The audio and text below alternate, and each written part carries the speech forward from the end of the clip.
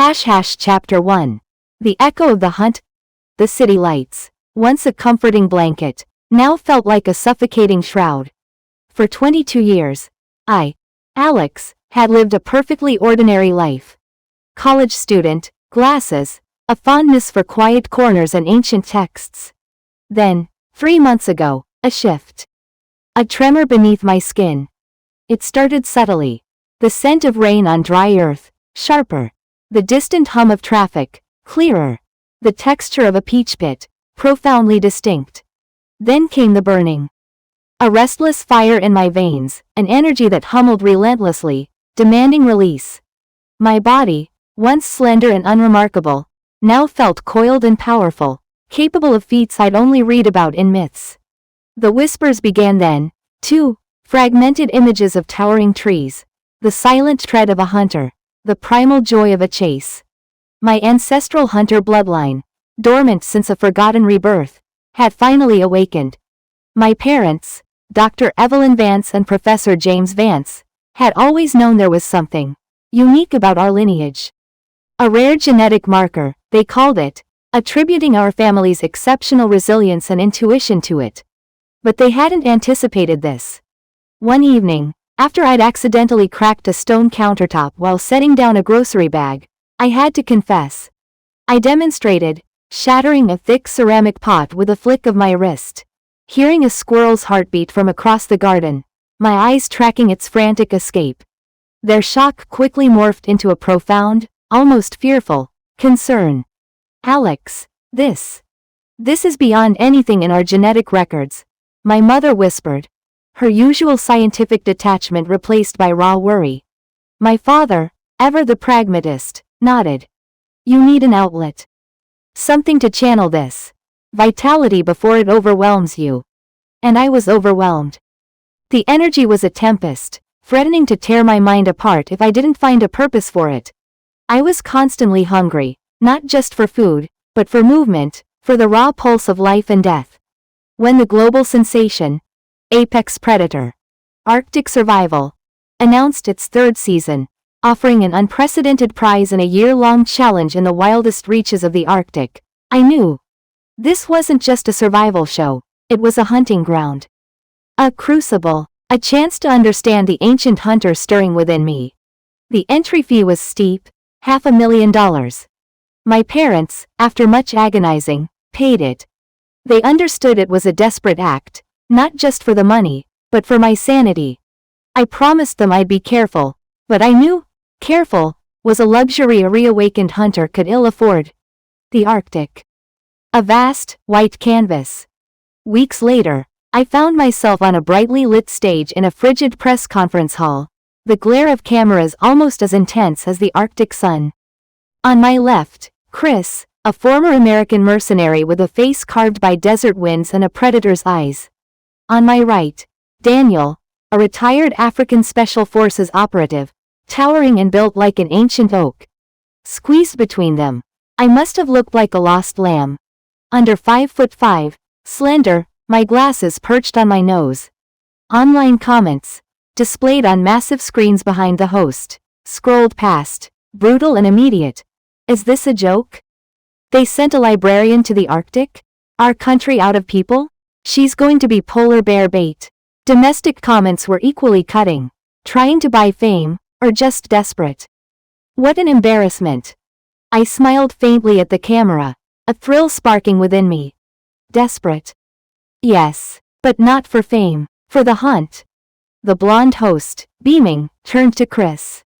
He rattled off his impressive resume, combat tours, survival against all odds, a boast about killing a tiger barehanded. A faint aura of violence, thick as jungle humidity, emanated from him. I felt my hunter's instincts stir, assessing him.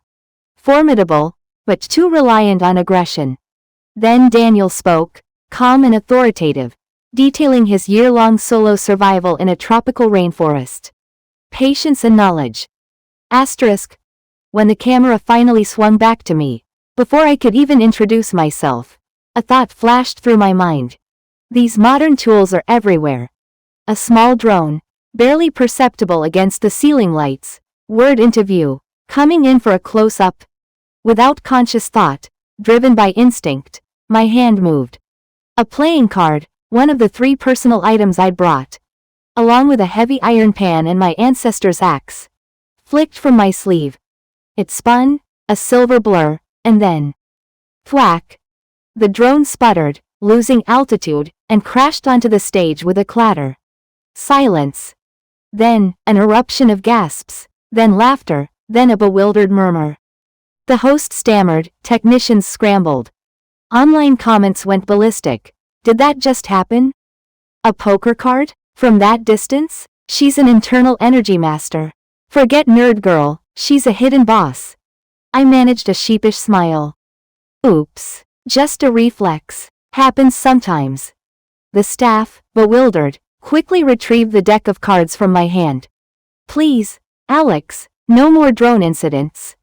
Chris and Daniel, who had initially dismissed me, now stared. Chris's eyes narrowed, a flicker of genuine surprise in their depths. Daniel simply watched me, a thoughtful expression on his face. This was it. The real competition, the hunt. The frigid Arctic air hit me like a physical blow as our helicopter deposited us on a remote, snow-dusted island.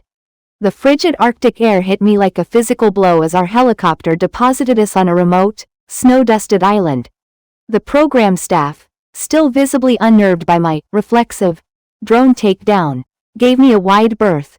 Other contestants, a motley crew of 50 hardened survivalists from around the globe, eyed me with a mixture of curiosity and suspicion.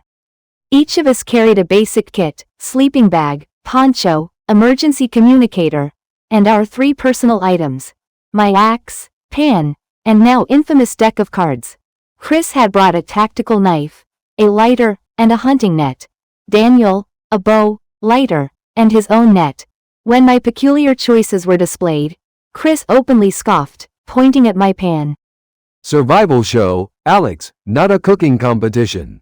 Daniel, ever observant, picked up my poker cards, his brow furrowed in genuine confusion. Cards? For entertainment, perhaps? Or, what purpose? The comments section, now fully engaged with my peculiar intro, flared again. Is she serious with that pan? The cards were a fluke. Surely. But a growing faction of Alex fans immediately rose to my defense. You saw the drone. Don't underestimate the goddess. I ignored them all. My senses were alight. The crunch of ice underfoot, the crisp, clean scent of pine and distant salt, the subtle shift in the wind. My bloodline sang, a low, vibrant hum in my ears. This wasn't just a physical awakening, it was a sensory immersion, a reconnection to a world I vaguely remembered. The island, though bleak, was teeming with life, if one knew how to read its subtle signs. And then, a clear, unmistakable note in the symphony of the wild. A fresh scent, damp earth and moss prey. A reindeer. A small smile touched my lips. Looks like my pan will be put to good use sooner than you think. I secured my meager belongings, my axe feeling perfectly balanced in my hand. It wasn't just a tool, it was an extension of my ancestors, its weight and worn grip familiar, almost comforting. I took a deep breath, savoring the cold air that filled my lungs, and began to track. A drone, newly deployed and flying at a respectful distance, shadowed my every move. Online, skepticism remained. She's just wandering aimlessly with that oversized kitchenware. Daniel, is teaching about edible plants. Much more practical. Others were already flocking to Chris, who was expertly setting traps for small game. My focus was absolute. The reindeer's trail led me through sparse taiga, past frost-kissed boulders. The scent, initially strong, began to fade as a damp, salty tang grew in the air. The river. It's swimming. My bloodline pulsed, urging me forward. I could feel the primal urge, the predator's drive, but I also felt a deep, almost spiritual connection to the animal, a respect for its strength and will to survive. This wasn't mere slaughter. It was the ancient dance. No longer bothering to feign normal effort, I broke into a powerful sprint. The heavy axe, which earlier I'd held with 2 hands, now felt weightless in one. The drone struggled to keep up. Holy cow, she's flying. That's not normal. Deploy more drones, Director. She's leaving the others in the dust. The production control room must have been in chaos. Over 50 additional drones swarmed around me, a buzzing constellation. They're treating me like Chris and Daniel now. I reached the riverbank, my eyes fixed on the distant dark shape. A young reindeer, strong and swift, cutting through the icy water. Perfect. Excellent. Such a healthy specimen. I called out to the distant drone, a genuine laugh bubbling up. Tonight, the pan sings. I set my axe carefully on the shore. To take down a swimming reindeer of that size, even with my strength, would be a challenge underwater. But an axe would be too messy, too destructive. This was a hunt of skill, not brute force. I took a deep breath, and without hesitation, plunged into the shockingly cold water. The Arctic in early autumn. The water was barely above freezing. But for the burning energy within me, it was a welcome balm. My heightened senses adjusted to the murky depths. Underwater drones. Where are the underwater drones? The panicked shouts from the control room likely went unheard. I swam silently, a dark blur beneath the surface. The reindeer, focused on reaching the other bank, didn't sense me until I was upon it. My arms wrapped around its neck, a vice of strength. It thrashed, its powerful legs churning, but its struggles were futile against the unleashed power of my bloodline. I could have held it, waiting for exhaustion. But the drones, the show, the audience. I needed to be decisive. My fist connected with its head, a swift, controlled blow, again and again. A fleeting moment of regret, a whisper from my ancient self about the sanctity of the kill, but it was overridden by necessity. A plume of crimson blossomed in the water. The reindeer went limp. I surfaced, gasping, but not from exertion. From the chill, and a strange, profound connection to the life I had just taken. A swarm of drones circled above. I offered a slight wave, then, gripping the deer firmly, swam back to shore, dragging its substantial weight. Online, chaos reigned. I thought she was dead. The water turned red, I nearly cried. She's terrifying. The anti-fans were silenced, their accusations drowned out by a wave of new, astonished admirers. The clip of the underwater hunt instantly went viral. On shore, water streaming from my clothes, I looked at the fallen reindeer. The circling drones, the remote audience, it all brought back fragments of memory. My tribe. The main hunter. The ceremonial butchering. Even without immediate feedback from the audience, the ancient rituals stirred within me. This was more than just food, it was a connection. I crouched, running my hands over the reindeer's antlers, its hide, its joints. Based on the antlers and bone structure, I began, speaking directly to the drone, my voice calm and clear. This reindeer is approximately 2 years old. At this age, the meat is at its peak, tender, rich. I haven't brought extensive equipment, so I'll begin by preparing a hind leg for our first meal. The skin will be carefully removed, preserved for warmth later. My axe, sharp and true, began its work. The movements were precise, efficient, almost artful. The hide peeled away cleanly.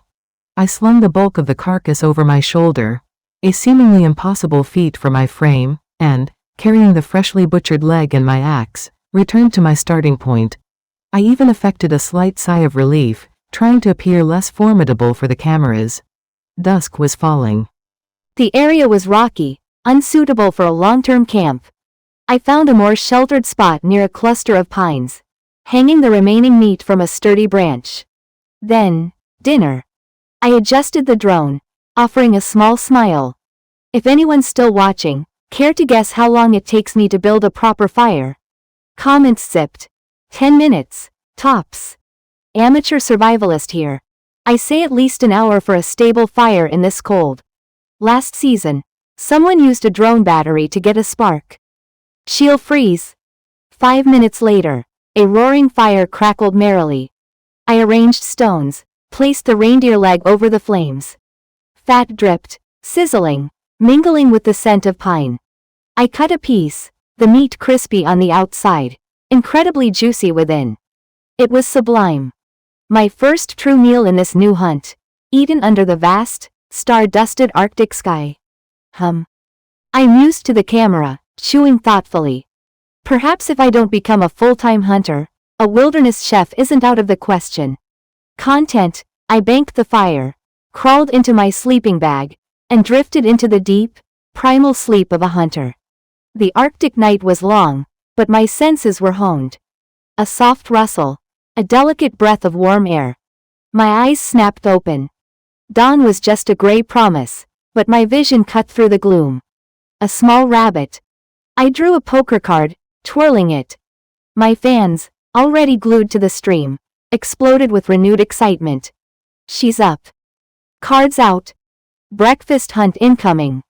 With a gentle flick, the card flew, a whisper of air, and found its mark. The rabbit, instantly subdued, was mine. Rabbit stew. I murmured, my voice a contented purr. A perfect start to the day. After a quick, efficient processing of the rabbit, I returned to my camp, my movements swift and economical. After a quick, efficient processing of the rabbit, I returned to my camp, my movements swift and economical. The hot, steaming rabbit stew, seasoned simply with a pinch of salt and foraged pine needles, warmed me from the inside out. The clear Arctic morning unfolded around me, a breathtaking expanse of white and blue. Good morning, everyone. I greeted the drones, a genuine lightness in my voice. Today, a proper shelter. Not just a place to sleep, but a true sanctuary. My tribal ancestors didn't merely survive in the wild. They became part of it, crafting homes that echoed the natural world around them. While I could certainly endure the elements, building was an act of creation, a way to channel the restless energy of my bloodline. I scouted, reading the land like an ancient text. A sheltered rock cliff, south-facing for maximum sun, protected from the fiercest winds. To the left, the river. To the right, a dense, ancient forest. Perfect.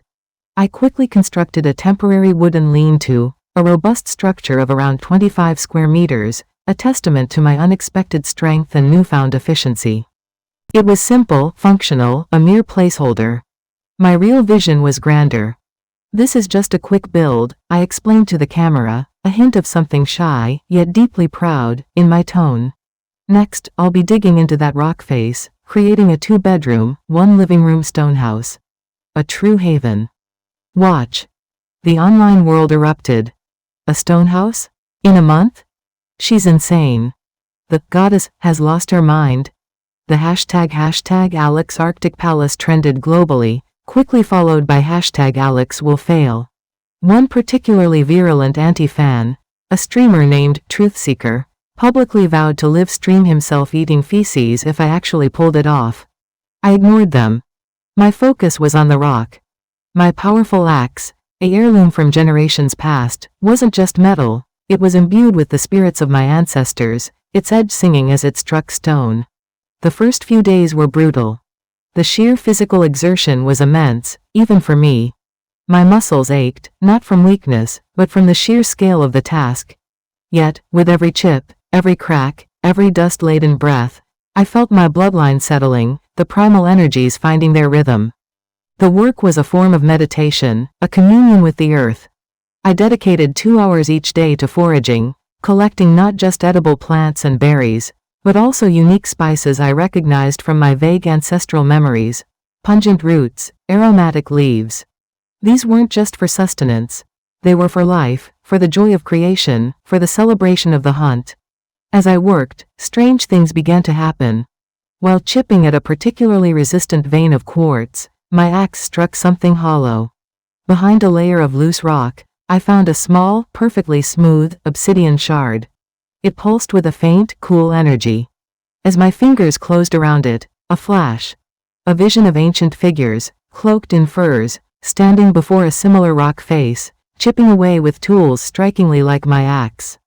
They spoke in a language that wasn't English, but I understood the feeling, of community, of purpose, of deep reverence for the land. The bloodline wasn't just power, it was a conduit to memory. Sometimes, late at night, curled in my temporary wooden shelter, the obsidian shard clutched in my hand, I would dream. Dreams of a vast, unbroken wilderness, of hunting mammoths, of sharing stories around roaring fires, of a tribe that moved with the seasons, guided by ancient spirits. My rebirth wasn't just physical, it was a reawakening of a soul, a fragmented memory of a past life that slowly stitched itself back together. I felt a profound sense of loss for that forgotten family, but also a growing resolve to honor their legacy in this new world. The show, meanwhile, continued.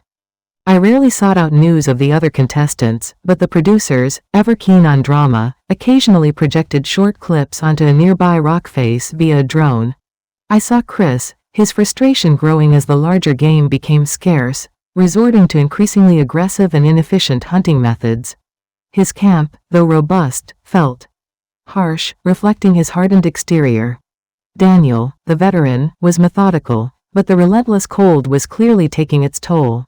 His meticulous stores of foraged plants seemed vulnerable to the encroaching winter. Emily, the all-around survivor, was building a clever semi-subterranean shelter, but I saw her shivering often, her determination battling against sheer physical exhaustion. Michael, the famed wolf killer, was impressive, but his solitary nature and reliance on brute force hinted at a lack of foresight for the long haul. He was a hunter, yes, but perhaps not a builder, not a steward. Watching them struggle, I felt a pang of empathy. They were skilled, brave individuals, pushed to their limits. My own abilities felt almost unfair. But then, the whisper of my bloodline reminded me. This is who you are. This wasn't about being fair, it was about surviving, thriving, and connecting. A month passed. The rock face, once solid, now bore the arching entrance of a home. My hands were calloused, my muscles honed to steel, but my spirit was invigorated. Standing before the completed stone house, I finally felt at peace. Welcome, I said to the camera, a genuine warmth in my voice, to my sanctuary. The entrance was an elegant arch, framed by a light, sturdy wooden door. Later, winter will bring ice, and I'll carve a transparent ice door, truly beautiful. Inside, a spacious living room, almost 50 square meters, greeted the eye. Stone tables, chairs, shelves carved from the living rock itself. My pride and joy was a multi-tiered stone shelf, stair-like, holding my expanding collection of hand-carved stone and wooden bowls, dried meats, salt, and the ever-growing array of foraged spices. Spicy, numbing, sweet, savory, I listed, pointing to small, carefully labeled pouches. All from the land. A square stone stove in one corner, connected to a clever ventilation system, promised warmth and efficient cooking. The heat will circulate, warming the entire house. To the right, a cozy bedroom, a flat stone bed layered with earth, soft dry grass, a reindeer hide, and my sleeping bag. An oil lamp, fueled by pine resin, cast a warm glow. A small, carefully carved window, covered with rabbit fur for insulation, hinted at the ice window to come. To the left of the living room was a larger storage room, unheated, filled with gathered nuts, berries, and unprocessed spices. Near the river, I dug a deep, clean trench for easy water access. Outside, 3 small wooden outbuildings stood behind a sturdy wooden fence, a latrine, and 2 others awaiting purpose. And a substantial pile of chopped firewood, though not yet sufficient. This, I concluded, sweeping my hand across the living room, is the result of a month of hard work. And I think it deserves a celebration. I glanced at the last remaining pieces of muskox meat, drying on a stone slab. Tomorrow, the hunt begins anew. Winter is coming, and my larder must be full. Chapter 4. The Apex Predator and the Shifting Tide. Chapter 4. The Apex Predator and the Shifting Tide. The online world, after witnessing the undeniable reality of Alex's stone house, had largely fallen silent. Truthseeker, true to his word, or perhaps shamed into it, had streamed himself eating a rather unappetizing bowl of a brown, semi-solid substance. The viewership for Apex Predator had surged, Alex's stream now the undisputed main event. I, Alex, felt a deep satisfaction. The stone house was more than just shelter. It was a testament to my ancestral knowledge and a physical manifestation of my bloodline's awakening. My hunger, though still present, was no longer a frantic gnawing. It was a focused drive. The muskox hunt. My poker cards were not just weapons, They were precision instruments of distraction and control, imbued with a subtle energy that could disrupt an animal's focus. I found the herd of 6, a magnificent bull at its head. Not for a wasteful kill, but a challenge. I wanted to test the limits of my revitalized body, the sharpness of my awakened mind. The air thrummed with unspoken energy as I confronted the herd. A few strategically thrown cards, sharp gusts of focused chi, sent the other musk oxen scattering, leaving the enraged bull to face me. It charged, a bellowing mountain of muscle and horn. I moved with a fluidity that was more dance than evasion, my cards stinging its hide, drawing its furious attention, luring it systematically towards the forest near my house. This wasn't just physical strength. It was a deep understanding of animal psychology, honed over countless past lives. The bull, wounded and disoriented, tried to flee. My axe, an extension of my will, moved with blinding speed. The colossal beast fell. The live stream, showcasing this ballet of power and strategy, was utterly mesmerizing. Calmly, methodically, I butchered the musk ox, respecting its sacrifice, preparing the meat for preservation. Next, to the rabbit warren, a spot I'd marked weeks ago. Simple traps, ethically set, yielded over 30 rabbits. Spicy rabbit stew. Finally, I mused to the camera, anticipating the warmth and flavor. While gathering firewood, I made a thrilling discovery. A flock of white grouse. This wasn't just meat. It meant eggs. I set a series of intricate, non-lethal traps. 20 grouse, mostly hens, were soon carefully released into one of my small wooden outbuildings. Domestication. A step beyond mere hunting. My food supply was secure. But something else weighed on my mind. The river. Winter's approach meant freezing temperatures. Fish, rich in fats and essential nutrients, were crucial. The stream chat, predictably, scoffed. No fishing net? How will she compete with Daniel, the fish king? Daniel, indeed, had amassed a substantial store of 50 large fish. Chris, no longer the squirrel king, had become rabbit king, a title that, rather humorously, now seemed to belong to me. Emily, the all-arounder, had a respectable 20 fish. Michael, however, was truly impressive, regularly hauling in massive catches with his own sturdy net. He was currently considered my most formidable rival, his raw power and hunting prowess a true counterpoint to my more refined techniques. The next morning, my fans were treated to a spectacle. Not of brute strength, but of quiet, focused artistry. From the tough, flexible plant fibers I'd collected and painstakingly processed over weeks, I began to weave. My fingers moved with practiced grace, a blur of motion, creating an incredibly intricate, powerful fishing net. This wasn't a crude survival tool. It was a testament to patience, skill, and an almost forgotten craft. I explained my strategy to the camera. The sea wind has shifted. The scent of salt in the river is stronger. A large school of fish will be migrating soon, heading to warmer waters. I'll cast the net directly at the river mouth. My understanding wasn't scientific. It was ancient, intuitive, a primal connection to the rhythm of the earth. I tied one end of the net to a robust wooden stake, the other to heavy stones, anchoring it to the riverbed. Then, I relaxed, pulling out a piece of homemade, spicy dried musk ox meat. Dried meat from our mighty bull, I announced, taking a bite. Perfectly seasoned, a delightful kick. I sipped sweet berry juice. My camp, now a hub of activity, had become a haven of artisanal survival, a gourmet wilderness experience. The comments, of course, reflected this. Alex's stream is a cooking show. Other contestants rationing, she's feasting. She's good at hunting, but fishing? Netta, Daniel, is the real fish king. I ignored them, my senses alert. The scent of fish was growing, a dense, shimmering presence in the water. They're here. I stood, finishing the last morsel of dried meat. A massive school, thousands strong, surged towards my net. But I didn't pull immediately. Swiftly, I cast another net, forming a circle. The fish panicked, swirling.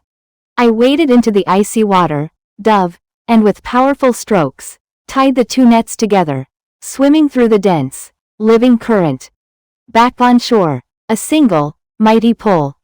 Hundreds of fish, thrashing, gleaming, were hauled onto the bank.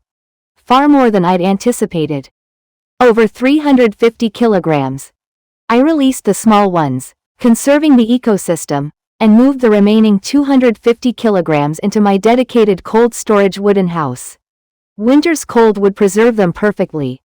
My larder was now overflowing, enough to last months. My survival journey had ceased to be a mere competition. It was becoming a testament to a different way of life, an ancient wisdom reborn. Chapter 5. Taming the Wild and the Last Stand. With my food stores secured and my sanctuary complete, the relentless pressure of immediate survival eased. But the hunter's bloodline, though calmer, still demanded purpose. Chapter 5. Taming the Wild and the Last Stand. With my food stores secured and my sanctuary complete, the relentless pressure of immediate survival eased. But the hunter's bloodline, though calmer, still demanded purpose. Boredom was a greater enemy than the cold. I craved connection, a deeper integration with the wild. For days, I had observed traces of an Arctic eagle, a magnificent creature of regal bearing. Hunting it was one thing, but taming it?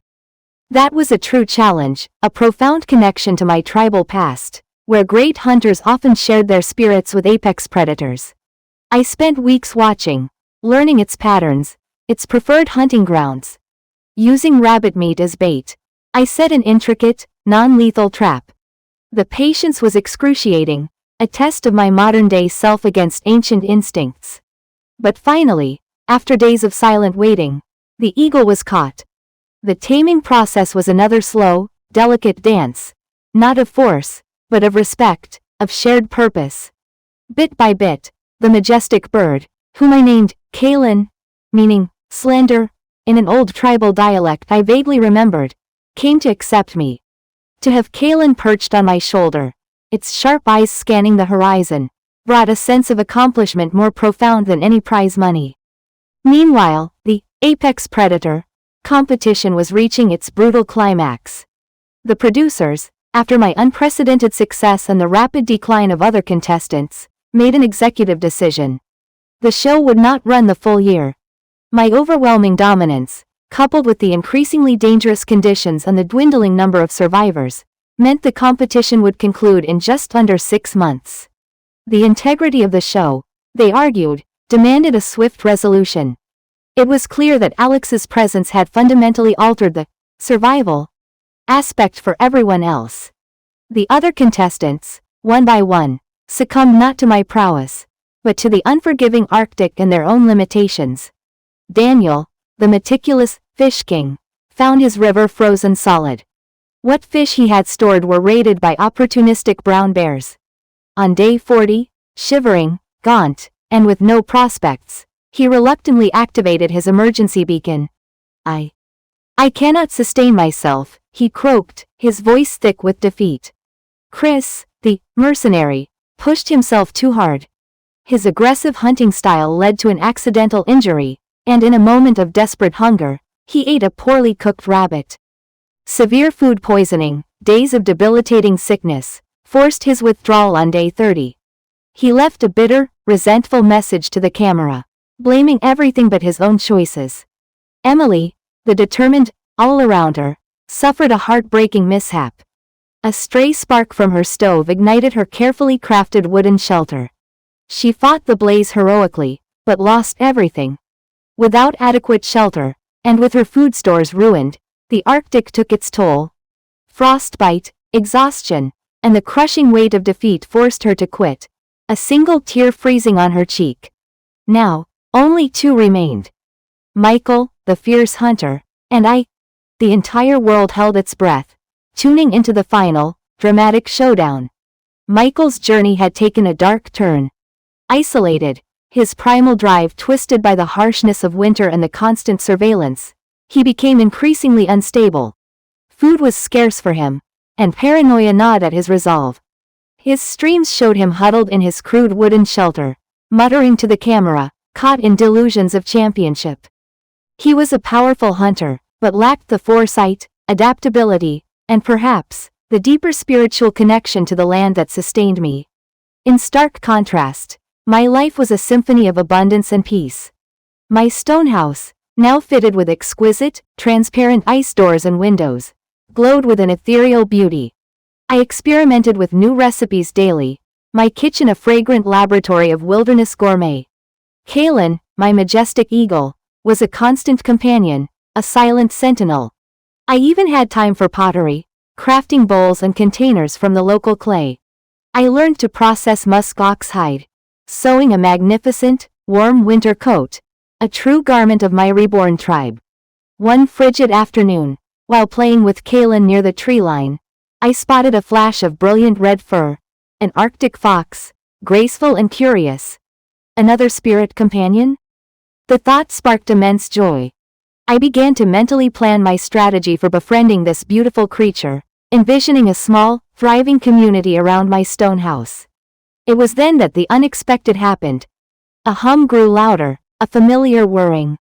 Several large, modified drones descended, followed by two snowmobiles carrying a small crew. One man, bundled in thick winter gear, approached, a look of profound awe mixed with exhaustion on his face. He was the show's executive producer, Mr. Harrison.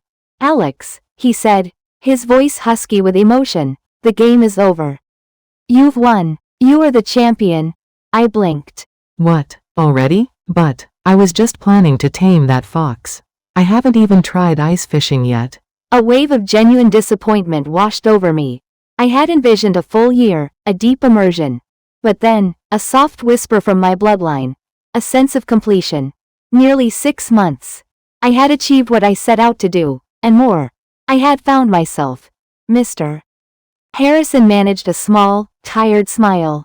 Alex, there's nothing left to compete for.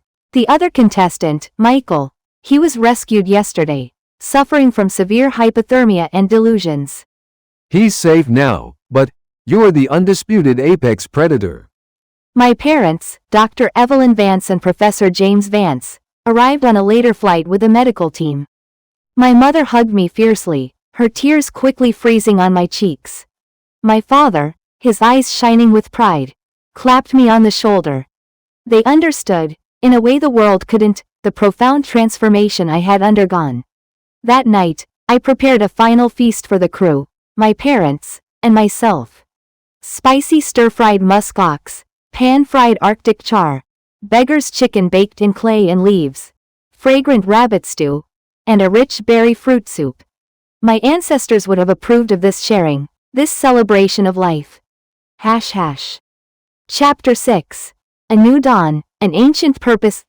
The prize money, a staggering $30 million, lay before me. It was an abstract sum, a byproduct of my journey, not its goal. My first act was to reimburse my parents the $500,000, a gesture they accepted with tearful pride. But the money didn't feel like mine to keep. My bloodline, my reconnection to my ancestral tribe, had taught me stewardship, not ownership. Half of the remaining prize, I donated to the newly established Arctic Wilderness Preservation Fund, an organization dedicated to protecting the pristine beauty and delicate ecosystem of these northern lands. The other half, I used it to purchase the very island where I had found myself. Not to build a resort, not for private exploitation, but to declare it a private, perpetual nature reserve. A place where the wild could remain wild, where the Arctic fox could roam free, and where the spirits of my ancestors could watch over an untouched land. My stone house, my sanctuary, would become a permanent, secluded base for ecological study and quiet reflection, a modern expression of ancient guardianship. My parents, during the journey home, finally spoke more openly about our family's history. The genetic marker was more than just that.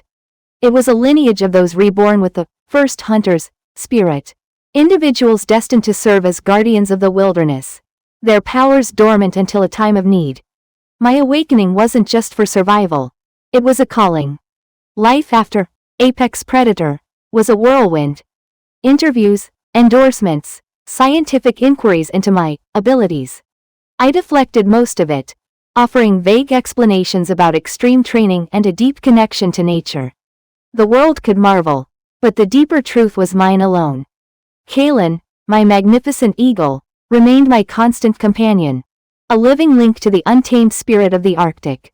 The red fox, whom I'd affectionately named Ember, eventually became a familiar, if shy, visitor to my island. But the call of the wild, once awakened, could not be silenced. There were other wild places, other ecosystems, other challenges to face. The producers of Apex Predator, seeing the incredible success of my season, announced their grandest project yet. Supreme Wilderness Hunter. A reunion of champions and runner-ups from all previous seasons, joined by top hunters from across the globe, competing in the ultimate wilderness. A vast, untamed tropical rainforest. A new continent, a new climate, entirely new challenges. My bloodline stirred, a different kind of energy buzzing now. The lush, vibrant pulse of the jungle, the scent of exotic blooms and hidden dangers. I smiled, a wide, exhilarating grin.